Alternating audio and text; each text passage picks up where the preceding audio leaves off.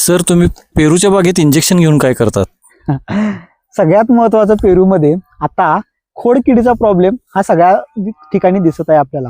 ह्याचं कारण म्हणजे काय की आपली बाग अस्वच्छता असणे किंवा बागेमध्ये गवत किंवा इतर जी काही कामं आहेत ती न केलेली असणे आणि सगळ्यात महत्वाचं की आपण ह्याला काव पेस्ट लावायला आळसपणा करतो. मग अशा वेळेला काय होत असतं की एक होल पडतो आपल्याला आणि त्या होलमधनं भुसा बाहेर आलेला दिसतो आपल्याला.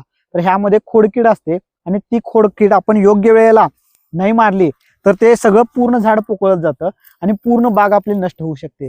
तर ह्यासाठी ज्यावेळेला तुम्हाला असा भुसासारखा भाग दिसला आपल्याकडं होल दिसलं तर त्या होलामध्ये तुम्ही तुमच्याजवळ जे काही कीटकनाशक अवेलेबल आहे जसे की कार्टाप आहे, रोगर आहे, कीड मरणारं कुठलंही कीटकनाशक इमामॅक्टिन बेंझोएट आहे, कोरॅझिन आहे, तुमच्याकडे जी काही औषध अवेलेबल आहे असं तुम्ही इंजेक्शन घ्या. ते पूर्ण होल स्वच्छ करून घ्या आणि त्या होलमधनं हे थोडं औषध टाका.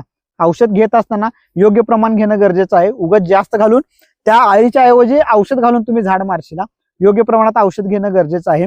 आणि खोडकिडीसाठी पुढच्या वर्षी तुम्ही विडमॅट टाकू शकता.